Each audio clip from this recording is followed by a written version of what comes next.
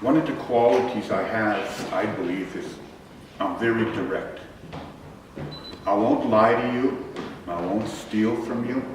I'll be open about a lot of things. The way I view it is that it's the individual that makes the counselor and the community that helps him get there. I don't have all the answers, but what I do, I have a heart and I have ears to listen to people that have opinions about matters. I believe that Piikani should be here in 10, 20, 50, 100 years from now. That's what I believe in, honestly, is that we have to maintain what we have here so our children and generations can enjoy what we have. So those are some of the qualities I will bring to council, and it's my first time, so I hope I do get elected. I will bring a very, very honest individual to you. Thank you. Thank you.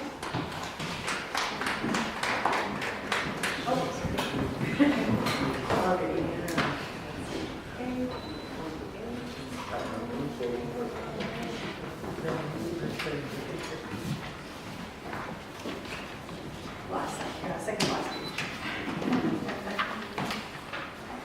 Okay, what kind of supports can we see from you as a leader for the two-spirited people in our community? We have many members who are LGBTQ too, with very little support and who are ostracized within the community. How are you going to help this vulnerable group? I've had friends all my life that were two-spirited. I never judged these people, never. I have respected them from when I was a child to today, and that will not change. It's because these individuals have a right to be themselves, not to what society wants from them. The way I feel is that there are people on this reserve that do hurt these people, but we must remember, no matter what you are, you're still Piikani. You're still here. And these individuals, it seems like they're pushed out from us, from our reserve. They don't feel comfortable. But with me, I believe that everybody has a right to be on our reserve for what they are.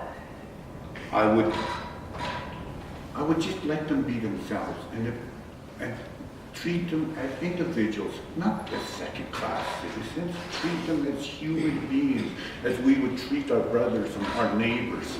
Those are the things I would bring to these people. For me to say, stand up here and say that what I would do for them, we have to let them tell us what they want us to do for them. Because we can't dictate to people, do this, do that. We have to listen to them and say, what ideas do you have for us so we could move on? Thank you. Okay, thank you.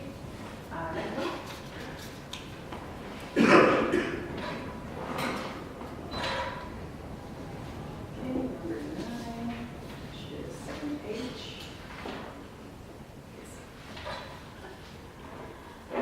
Do you see Piikani having a hand in the recent decriminalization of marijuana or in the hemp field?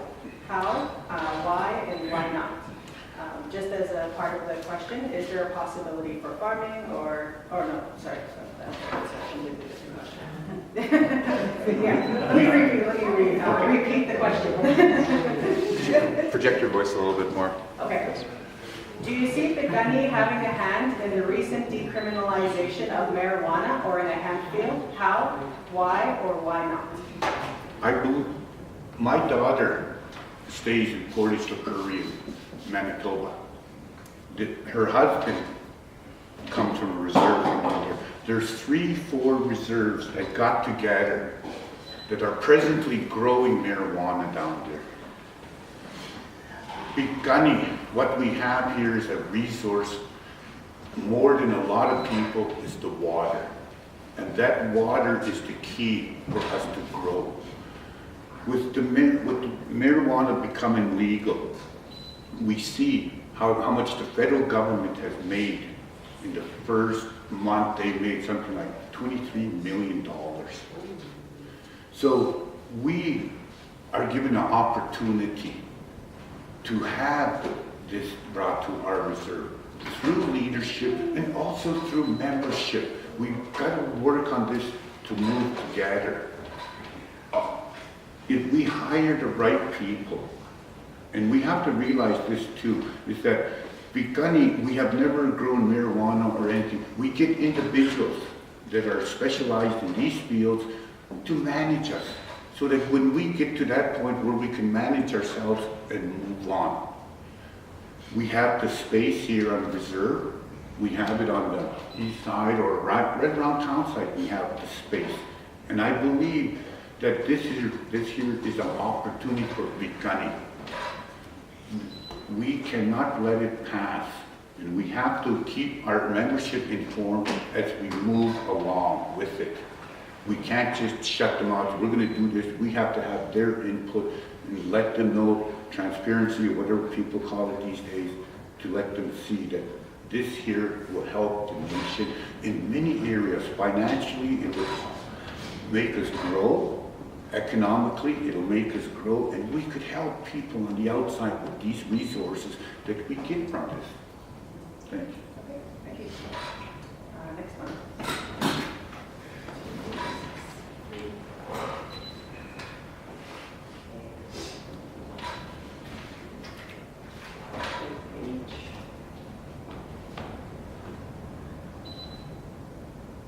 Okay. What qualifications do you believe candidates should have that differ from our current policy? I think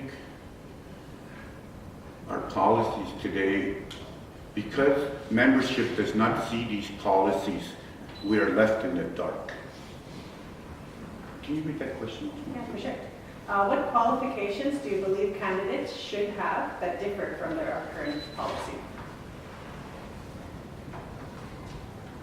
Sitka passed a referendum, and their referendum stated that no person can run for council if they don't have a high school diploma. My father, Nelson Smalllegs, and Chief Jim shot both sides. Leo, pretty young man. These people did not have degrees, but yet they prospered their reserve at those times. It shows to me that if you have common sense and believe what decisions you're going to do to prosper the nation, it will better us. With the policies presently today, like I stated, we don't see these policies. It seems like all information we don't see, and whoever gets in council gets to see these policies. They've changed. When I was younger, we used to vote in the fall time for elections. Today, we're voting into the new year. 17, 18-year-olds can vote on a referendum, but they cannot vote when it comes to their election for whoever's going to be their leaders. That there's one policy I wouldn't mind changing, for the fact these individuals have a right at 18 to decide who they want for leaders, not just when a referendum comes and they come through the back. Leadership will come through the back door and have these individuals vote. One thing I'll tell you is that I opposed the 2002 settlement agreement viciously.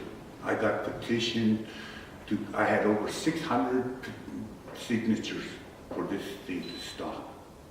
We went to vote and we won, no one. So what happened was that at that time, chief and council turned around. They went through the back door and they told the 18-year-olds, you guys can vote. Those 18-year-olds were not given complete information, and they voted, and that's how it tilted to the yes to win. So it's those kind of policies we have to have people to see where we stand on issues. And that was just one issue, one policy that has to change. Great. Two more. Oh, there's actually two in here.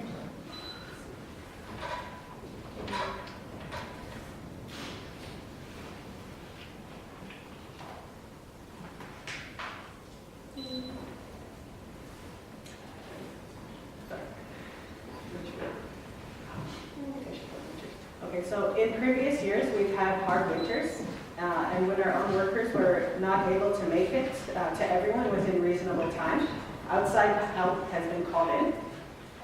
Will we see more people hired throughout the winter to address the issue of not enough workers to keep up with the snow, or can we hire off reserve to address this issue? I'm really glad I'm answering this question. Where I live on the west side of Brockton, my road is horrible. It was okay.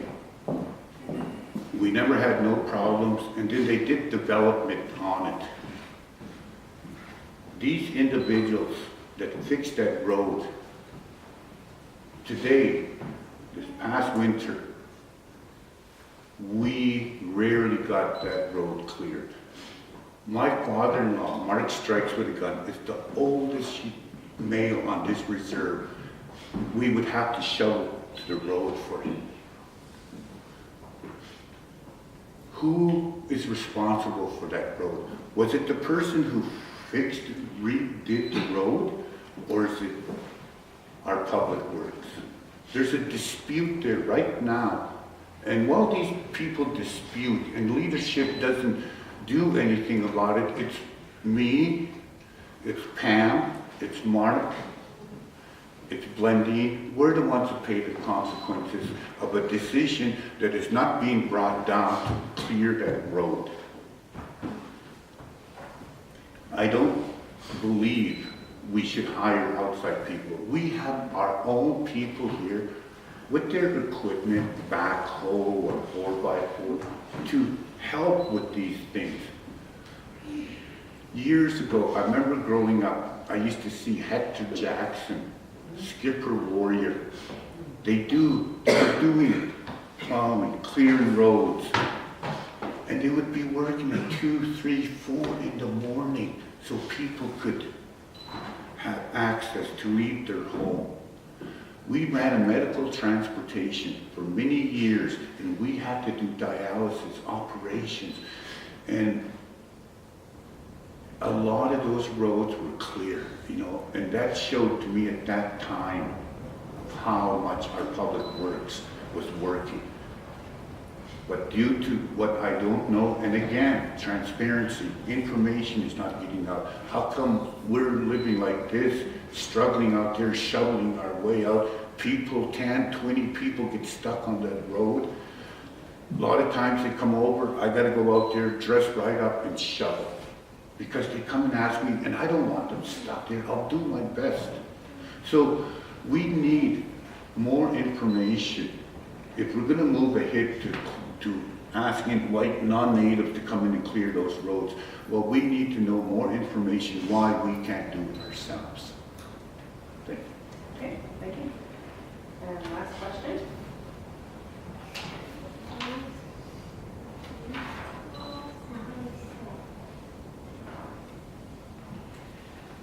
Okay, in the recent election, one of the biggest issues on reserve that's been brought up is the lack of post-secondary funding provided by the federal government that has not increased its funding.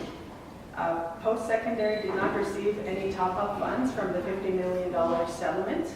What do you believe can be done to help Gundy students wishing to attend post-secondary get monies or alternate funding? I sat on the Board of Education. I sat on the post-secondary committee. And I'll personally tell you, it's hard. As the cost of living is going up, our money is staying the same. So what do? Do you increase the money for individuals to move off to reserve? Even a $50 increase affects people that are not going to get funding. So I've struggled with this question many times. We've asked people to go on the outside, to apply for grants, to apply for school loans, because we know, and I know that there is not dollars over there to be funding more students than we should be. We have agencies on our reserve that can help out. We have youth in education. I don't know the policies over there. I've never sat on that board or anything, but I believe if we pull resources together, we can help these individuals to go to school. We could pay for little things like food, bus passes. These things are a real struggle for people that are in the city. We talk about our resources here. One time we would have, Christmas would come, we would get turkey and stuff like that. Today it doesn't happen. So what happened to those dollars? I'd like to brush up on another issue while I'm at here, is that we have a card in our pocket that we can increase things. We could ask for federal government province for a lot of things. The LNID needs to be fixed. We could use those resources to help us with these problems with our youth. I feel that because we've come to a standstill with our education, we could only fund so many students, and the waiting list is very long. And we talked about a bubble back, is because there's bubbles that are happening today. We are seeing more students graduate today than we did in previous times in our history. So with my thing is that we need to look for those resources. If it comes from our reserve, let it be, because we need to educate our people. Our young people, even our older people, need to be educated. I would try my best to look for funding, and it is hard. It is hard to ask the federal government for more dollars, and they will not budge. That's reality. They won't budge, but we could turn around and look for resources on our reserve to help with those individuals. Okay, Thank you. Thank you very much.